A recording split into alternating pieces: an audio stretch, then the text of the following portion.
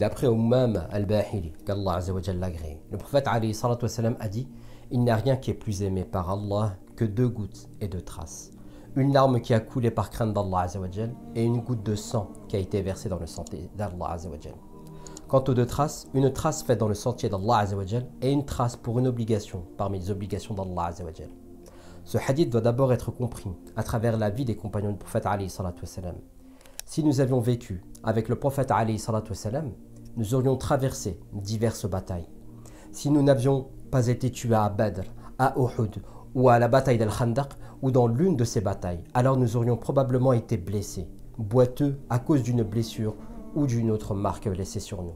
Les compagnons verraient quelqu'un avec une blessure et le prophète alayhi salatu wassalam dirait que cette personne n'aura pas cette blessure au paradis. Il s'agissait là d'un réconfort pour les gens qui étaient physiquement blessés parce qu'ils étaient tout simplement musulmans et souffraient pour la cause et l'amour d'Allah Azza wa Jalla. Les larmes nous engagent quant à elles dans une forme de connexion plus spirituelle et plus profonde avec Allah subhanahu wa ta'ala, dans notre supplication, dans notre adoration, dans notre repentir. Et ce qui est spécifiquement signifié ici, c'est la capacité de se repentir et de reconnaître la grandeur d'Allah subhanahu wa ta'ala alors que nous nous souvenons de lui.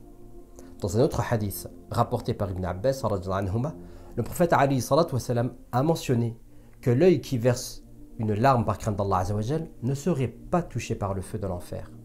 Si tu as le privilège d'aller au Hajj et qu'Allah Azza wa Jalla nous accorde à tous la bénédiction d'un Hajj sincère et accepté, nous voyons les pèlerins le jour de Arafat dans leur tenue de pèlerin. Ils n'ont pas dormi depuis des jours, ont de la poussière sur leur visage et des poches sous les yeux à cause du manque de sommeil. Ils ont l'air si épuisés et fatigués.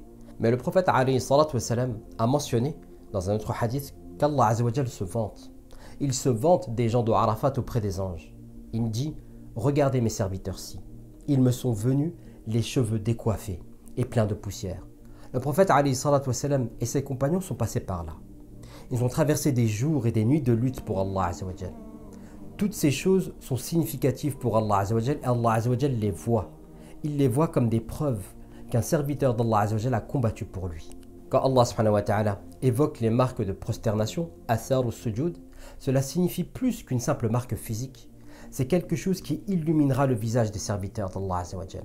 Tu remarques que certaines personnes ont une marque physique de sujud sur leur front, à cause de toutes les années qu'elles ont passées à se prosterner, à prier Allah Azza wa Jalla. Pense à toutes ces fois où Allah Azza wa Jalla t'a vu lutter, à ta manière pour honorer ton pacte avec lui à travers ta prière par exemple. Peut-être que tu as une blessure à ton corps et que prier est devenu plus difficile pour toi. Pense à ces personnes âgées qui prient Allah Azza wa Jalla. Ils ont versé des larmes de vulnérabilité. Le corps montre en effet des signes d'usure, mais si elles sont dues à ton adoration d'Allah Azza wa Jalla, Allah le voit. Et c'est que nous le faisons pour lui. Nous demandons à Allah Azza wa Jalla donc de nous permettre de pleurer sincèrement pour lui. Non pas d'une manière qui nous rende désespérés, mais plutôt dans l'espoir que celui qui voit nos larmes, qui voit nos prières, ne les laisse pas sans réponse. Qu'Allah Azza wa Jalla constate notre faiblesse et en fasse une force. Qu'Allah Azza wa Jalla nous rapproche de lui à travers ces moments où nous nous sentons éloignés de lui. Puisse Allah Azza wa Jalla permettre que nous soyons utiles à sa cause et que nous le servions du mieux possible. Amin.